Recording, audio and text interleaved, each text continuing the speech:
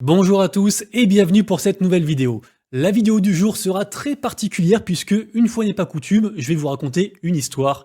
Et cette histoire, c'est pas n'importe laquelle puisque c'est l'histoire d'une femme qui a réussi à se hisser envers et contre tout dans les plus hautes sphères artistiques du monde des NFT, le tout en mêlant son art à elle et aussi l'art de l'intelligence artificielle.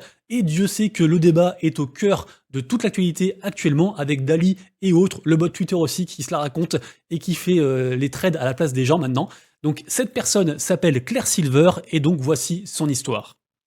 Alors déjà, ce qu'il faut comprendre, c'est que Claire Silver n'est pas une artiste comme les autres. C'est pas une artiste qui fait quelque chose dans son coin et qui après le diffuse sous forme de NFT pour l'apporter au plus grand nombre. Non, elle, c'est une crypto-artiste qui mêle indubitablement son art créatif avec du coup l'art de l'intelligence artificielle. Alors son parcours est très intéressant puisque en effet, cette personne a un parcours d'artiste depuis le début, elle a fait une formation d'artiste, mais comme tous les artistes, forcément elle a galéré, et en fait jusqu'en 2017. En 2017, qu'est-ce qu'elle fait? Eh ben, elle rentre dans la communauté des CryptoPunks, donc très early, et c'est super important pour la suite de l'histoire, parce que sans les CryptoPunks, je suis persuadé qu'elle n'aurait pas été jusqu'à où elle est aujourd'hui. Donc Claire rentre dans la communauté des CryptoPunks, elle commence comme ça à se faire un gros réseau, et 4 ans plus tard, donc c'est long après, hein, c'est 4 ans plus tard, elle commence à faire des NFT artistiques. Et devinez qui sont ses premiers clients? Évidemment, la communauté des CryptoPunks répond à l'appel, elle grossit de plus en plus, et en fait, elle devient un petit peu l'artiste, vraiment la patte artistique des CryptoPunks.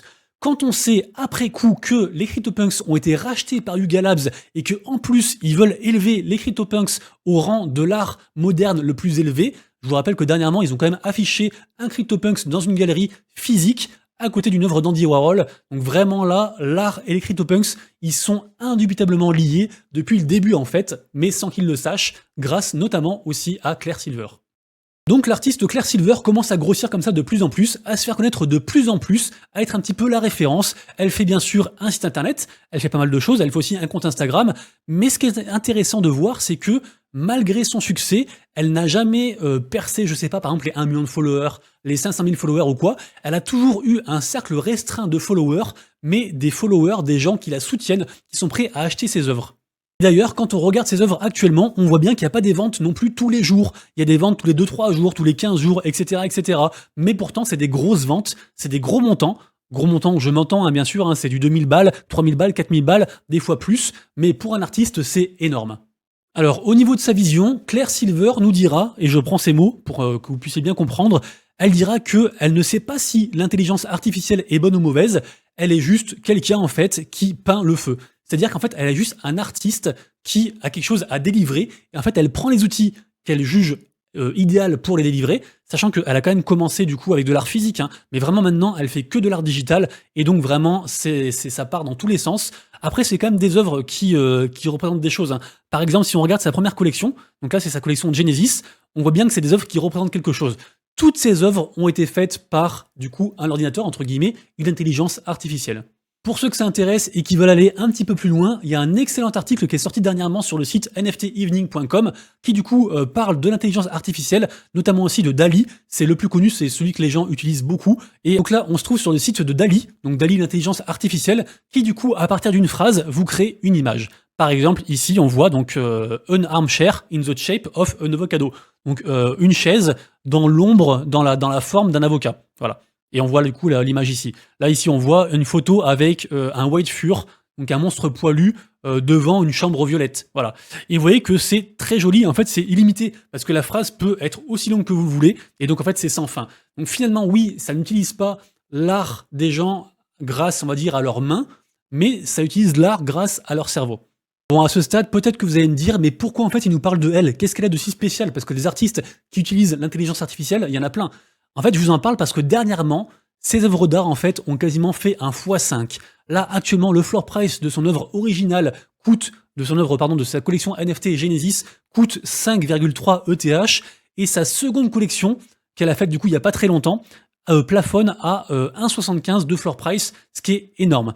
Et en fait, pourquoi je vous en parle? En fait, c'est pour vous dire que une fille, une femme qui avait un rêve, qui était artiste, a su, grâce à sa communauté, aux CryptoPunks, grâce à ses réseaux, grâce aussi du coup à son goût pour l'innovation, avec l'intelligence artificielle, grâce à beaucoup de choses. On pourrait faire un petit tour, hein, parce que en fait j'ai réuni beaucoup de choses. Je pense que je vous parlerai pas de tout ce que j'ai réuni comme truc, mais sachez qu'il y a une très très bonne interview de elle sur NFT Stories qui a fait à peine 250 vues, alors que c'est super intéressant. C'est en anglais, mais c'est très très intéressant. Pareil sur Medium aussi, il y a des très belles choses aussi à voir. Elle a interviewé elle-même pas mal de membres très éminents des CryptoPunks, qui du coup forcément ça a joué aussi pour sa renommée. Elle est aussi cofondatrice de A2 Accelerate Art, donc qui est, on va dire, une communauté décentralisée autour de l'art. En fait, elle fait des milliards de trucs différents. Elle a réussi à se diversifier sans jamais se perdre. Et ça, c'est super important pour la suite. Et en fait, qu'est-ce qui l'a fait exploser dernièrement? Eh ben, c'est le fameux événement dont je parle régulièrement dans les news d'actu NFT que je fais tous les jours sur la chaîne. C'est l'événement à Miami de Art Basel.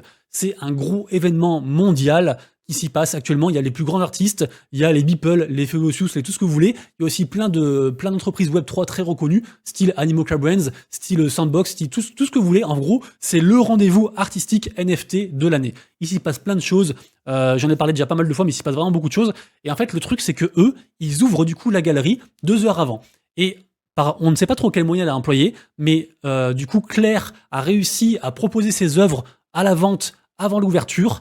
Les gens se sont rués dessus, du coup, tout a été vendu, ça s'est racheté comme des petits pains, la collection a fait x5, et après, en fait, grâce à ça, elle a pu release, du coup, cette nouvelle collection-ci, qui a fait un floor price directement, instantanément, à 1,75 ETH du moment, en fait, où elle la release à la Miami Art Basel. En fait, elle a réussi à capitaliser sur la première collection. Et pourtant, il n'y a pas beaucoup de NFT, en fait, il n'y en a que 473.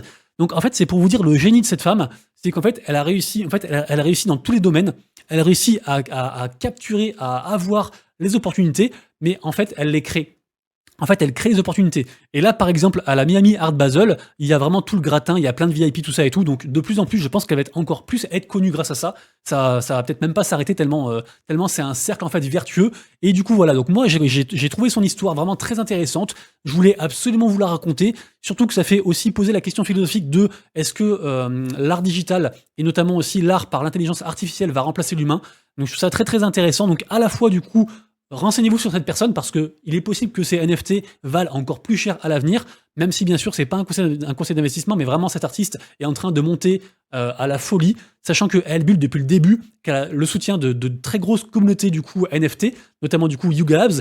Qui dit Yuga Labs? Parce que CryptoPunks Yuga Labs, et qui dit Yuga Labs dit aussi Bored Ape, et vraiment franchement c'est une histoire vraiment que franchement c'est une histoire à l'américaine, et pourtant elle arrive à rester un petit peu en dessous des radars. Et en fait, quand on est dans le commun des mortels, entre guillemets, on peut complètement passer à côté de ce genre d'histoire, alors que pourtant, c'est ce genre d'histoire, en fait, qui va permettre à d'autres artistes de se lancer dans le Web3 en disant, voilà, c'est possible. Et je finirai, du coup, la vidéo en disant, en la paraphrasant, en fait, parce que pour elle, du coup, le monde du Web3, des NFT et de l'art, c'est vraiment une méritocratie, c'est vraiment les meilleurs en fait qui vont pouvoir du coup se hisser en haut. Alors pas forcément les meilleurs au niveau de l'art, mais les meilleurs au niveau de l'art, plus la com, plus les réseaux, vraiment le tout en fait qui drive vers un idéal. Parce que oui, grâce à la blockchain, on peut diffuser son art à travers la planète entière, on peut contrôler les royalties, on peut tout faire en fait. Alors qu'avant vous étiez un artiste, je sais pas, au fin fond de l'Ardèche, et bah c'était compliqué d'aller vendre une toile au mec qui se trouve au Texas. Enfin, vous voyez ce que je veux dire? Donc vraiment là, tout est possible, tout est réalisable. C'est le jeu de la vie pour ceux qui ont la ref. Mais voilà, je voulais absolument vous partager cette histoire-là. D'ailleurs, je lui ai écrit un message pour dire que je diffusais la vidéo. J'espère qu'elle va me donner son accord et qu'elle va pas dire non, en fait, je veux pas que tu fasses ça. Et donc voilà, donc du coup, c'était l'histoire de Claire Silver, artiste NFT, intelligence artificielle, étoile montante de ce domaine-là. J'espère que vous avez kiffé. Si c'est le cas, lâchez un petit pouce bleu, un petit pouce en l'air, abonnez-vous, tout ça vous connaissez. Et nous, en tout cas, on se retrouve très bientôt pour une prochaine aventure. D'ici là, prenez soin de vous, de vos proches et de vos lettres. C'était Monsieur Rabbit. Ciao.